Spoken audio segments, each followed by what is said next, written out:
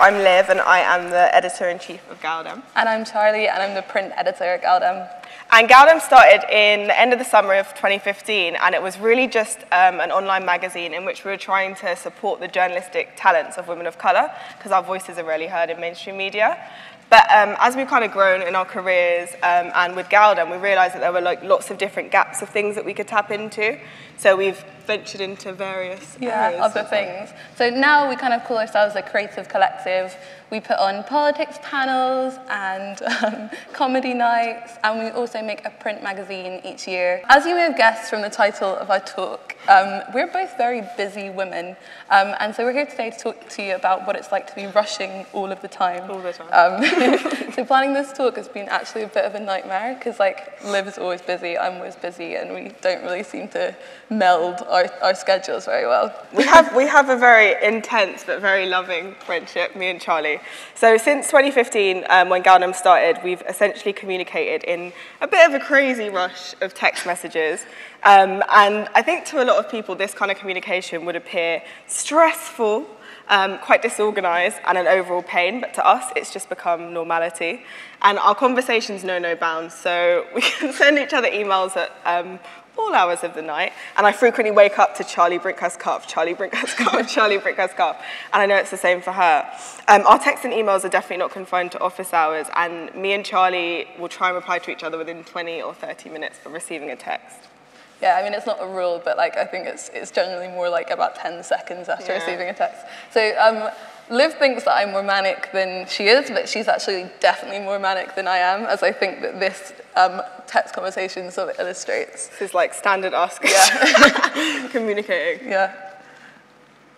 So this was sort of at the, I think it was maybe a few days before our print launch. And Liv was stressing a lot, as you can kind of tell, and she decided that she was going to go and chant, like do some British chants to try and chill out a little bit. But yeah, the print magazine was kind of one of the most stressful times of my life so far. It was 300 pages when it was only supposed to be 260, so 40 pages over. We had more than like 60 like written contributions, and I think like maybe at least 40 illustrators. And it took 6 months. Yeah, it took 6 months to put it together. So it was a lot. But that's not all that we talk about. No, we talk about everything. We talk about our love lives, we talk about our family lives, our personal lives. But one thing that consumes us quite a lot is the racism and microaggressions that we face at work as women of colour, and the fact that sometimes people can be the worst. So this can be anything from people putting their hands into Charlie's hair, it can be people being overtly racist, or it could be people coming up to you and using slang words because you're the only like black or brown person in the office, and they think that obviously you know what everything means. Even though I'm from Scotland, and I'm like, I don't know any of this urban slang, like what is this? So yeah, I feel like the list of things that we could talk about working in media know no bounds, and there was some text conversations that we wanted to include where we kind of referenced where we're working, and we just thought we don't want to get fired. So, yeah. But we also talk about sort of, you know, more personal and sort of, I guess, upsetting things as well. And I think both of us sort of find it really hard to switch off sometimes. So this example here was when I couldn't attend, sadly, the funeral of one of Liv's family members because essentially we had a gal-dem print crisis. And so, yeah, that was sad. But that's the reality. Work. Yeah, it just never stops. So for me on a personal level, I suffer from like chronic stress-induced migraines. And when I was in my final year of university and gal-dem had just started and I was doing my dissertation and I was working a full-time job, my headaches got so bad, this is when I did have a bit of hair, that on the most tense parts of my head, like my hair was starting to thin and like fall out.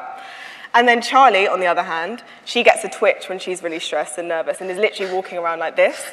She also gets RSI, repetitive strain injury, because she's just furiously typing all of the time. And I think it was at this point that we realised that actually moving at full speed for 80% of the day might not be the healthiest way to go about things, even though it's seen as the cool thing to be doing, to be forever Well, no, busy. it's like a glamorised trip, right? So it feels as though to sort of like be doing anything worthwhile, if someone is asking you a question about like, how are you, you have to be like, I'm busy. busy or I'm stressed, and or else it's like not a legitimate answer. Or you're not doing anything. Yeah, you're not doing anything worthwhile.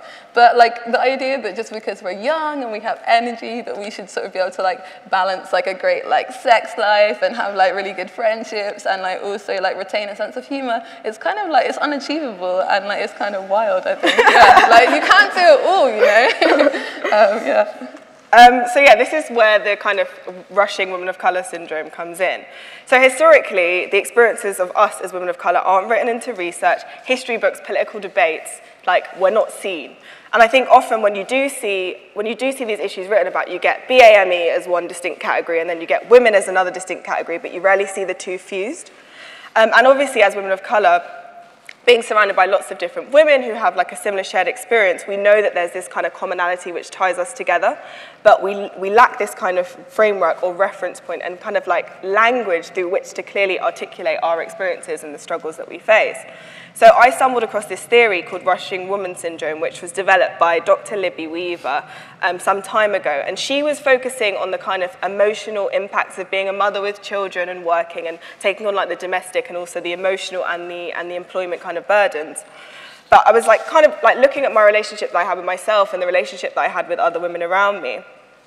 And we thought it could be quite useful for us to take her theory and create like a semi-satirical one, which took the basic premise of what she was talking about, but situated it in like 2017 and the current kind of socioeconomic, cultural, and political climate in order to look at the ways in which rushing particularly young women of colour operate and like the reasons for that. And yeah, the reason why this was interesting to me was because I guess I'd sort of tried to do a similar thing about a year ago when I wrote an article about women of colour who suffer from imposter syndrome. So imposter syndrome is when you don't feel worthy of any of the achievements that you have literally made for yourself. And a lot of women of colour seem to suffer from that as well, disproportionately. So this idea really, really fascinated me. I mean, to be clear, neither of these are like clinically recognised syndromes. We've made it up. We've made it up. But we think it is we think it's super relevant and useful, yeah. Yeah, I think in terms of like having an actual term which can encapsulate just how tough it can be to be a busy young woman, like the highs and the lows that come with that is really a useful one for us. And you know, we're surrounded by women that move at 100 miles an hour, who are doing really brilliant things and they're taking up space, but actually they're kind of a lot of the time rarely taking the time to breathe and check in on themselves, on their physical and their mental well-being. Yeah, and don't get us wrong, they are thriving because of it. I don't know, I think Nicole's probably told you about this already, but last week she put on the amazing Black Girl Festival with Paula Akpan, and hundreds of young black women came down. This girl has 1,000,001 side hustles. Yeah, and then we have other people that we work with often, like Babes, who are doing the most for LGBT POC in London, and also Leah, who created this set of talks and put up with us and our back and forth. Yeah, literally, we sent her so many emails. What's important to mention is that even when we love what we do, because of the intersections that we sort of embody between race, class, gender, it's hard. It's really hard for us. Yeah, and it's hard for us to sort of to put ourselves above our white counterparts. So I think in terms of, if you look at the current political, socioeconomic climate in the UK, it's clearly not one which is stacked in the favour of women of colour, and that's pretty much across the board at all levels of society and in all aspects of society. So this can be, whether it's, dealing with microaggressions in the workplace, for example, being told that you're not smiling enough, that's a common one, being used as the replacement for Urban Dictionary. I've been asked to define what peak and peg and stuff means so frequently by people in my workplace. Or it could be something like wondering whether the length of your name is preventing you from getting job interviews. It could be having people in the office judging you because you're part of a positive action scheme, or assuming that the only reason that you were there is because you got there through one of those. So I would say that the day-to-day hurdles which we as women of colour face in the workplace can be rife. And I realise that I may sound like an angry black woman, but I feel like you'd be angry too if you knew that last year it was found that under Tory measures of austerity, women of colour were the hardest hit across the board, and that we'd be feeling those effects until 2020. And this is despite the fact that we weren't frequently featured in these debates about the cuts, and our experiences are clearly very real. Or you'd be angry about the fact that last year, again, it was found that low-income BME women were to lose double the amount of money due to the government's cuts to public services than that of white men. And then when you look at things like our mental and our physical well-being, Just last month, it was found how 4,800 in every 100,000 black British adults were in contact with the NHS for secondary mental health services. And that is things like depression, suicidal thoughts, and that's in comparison with 3,600 in every 100,000 adults overall. Or the fact that black Caribbean adults are the most likely to be detained under the Mental Health Act. And these statistics and figures can go on and on. They go on and on and on. Even though, as you said, it's really hard to find one specifically about women of colour, they do go on. So situating it more in a sort of journalistic context, which is obviously where I come from, as you can see on the screen, 94% of journalists are white and 55% of them are male, which is totally disproportionate. And that totally reflects my experiences of like newsrooms as well. Like I'll go in, I'm just like, hi, I'm the only brown face here. Yeah, and I think it's important to note as well that there are now 20% more female journalists coming into the industry than there are male. So hopefully that will change at some point in the future, but it's still like senior management in journalism is awful. I think the same in TV as well, when you look at commissioner level things. We're not really there. It's bad. Yeah. But I just wanted to point out this example from today, this headline. I don't know if any of you guys have seen this, but basically this got through the editorial team at the Daily Mail. Like obviously it's the Daily Mail, but I like to think that this like awful headline, what will women gain from all this squawking about sex pests and niqab, which obviously references this sort of like Me Too era that we're moving into at the moment. I don't think this headline would have got passed if a woman of colour would be the editor of the Daily Mail or in any senior positions at the Daily Mail. I really don't. We would hope not. Yeah. But anyway, despite how bleak all of this may sound, we're clearly working hard to see ourselves represented because we haven't been visible like in these prominent positions up until this point. And we're very much surrounded by women who channel their frustrations and their anger into projects and startups and initiatives which are designed to fill a gap. Because what would the use be in us as women of colour begging for inclusion from people who have repeatedly disregarded the validity of our experiences? Yeah, so I guess we have to think about like how do we stop rushing and do we even want to, because we're aware of how important the work we're doing is.